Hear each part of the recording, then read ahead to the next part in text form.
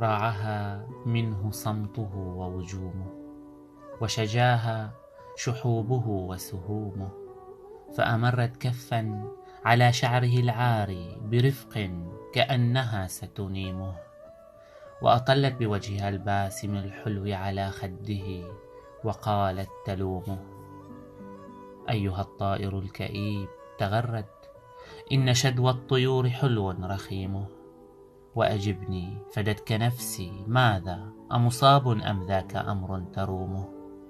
أم هو الفن واكتئابه، والفنان جم أحزانه وهمومه؟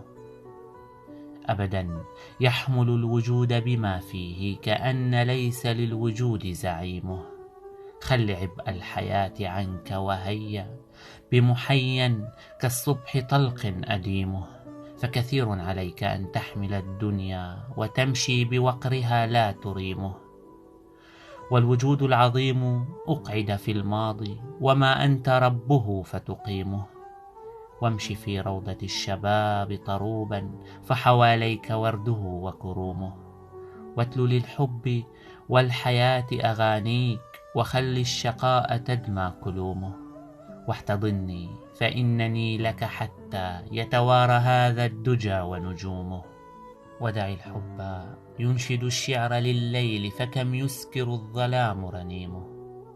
واقطف الورد من خدودي وجيدي ونهودي، وافعل به ما ترومه.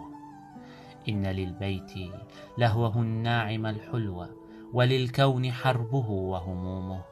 وارتشف من فم الأناشيد سكرا، فالهوى ساحر الدلال وسيمه. وانسفي الحياة فالعمر قفر مرعب إن ذوى وجف نعيمه. وارم لليل والضباب بعيدا، فنك العابس الكثير وجومه. فالهوى والشباب والمرح المعسول تجدو أفنانه ونسيمه. هي فن الحياة يا شاعر الفنان، بل لب فنها وصميمه. تلك يا فيلسوف فلسفة الكون، ووحي الوجود هذا قديمه. وهي إنجيلي الجميل فصدقه، وإلا فللغرام جحيمه. فرماها بنظرة غشيتها سكرة الحب والأسى وغيومه، وتلاها ببسمة رشفتها منه سكرانة الشباب رؤومه.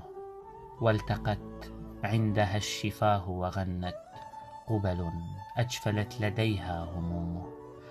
ما تريد الهموم من عالم ضاءت مسراته وغنت نجومه. ليلة أسبل الغرام عليها، سحره الناعم الطرير نعيمه. وتغنى في ظلها الفرح اللاهي، فجف الأسى وخر هشيمه. أغرق الفيلسوف فلسفة الأحزان في بحرها، فمن ذا يلومه؟ إن في المرأة الجميلة سحرا عبقريا يذكي الأسى وينيمه.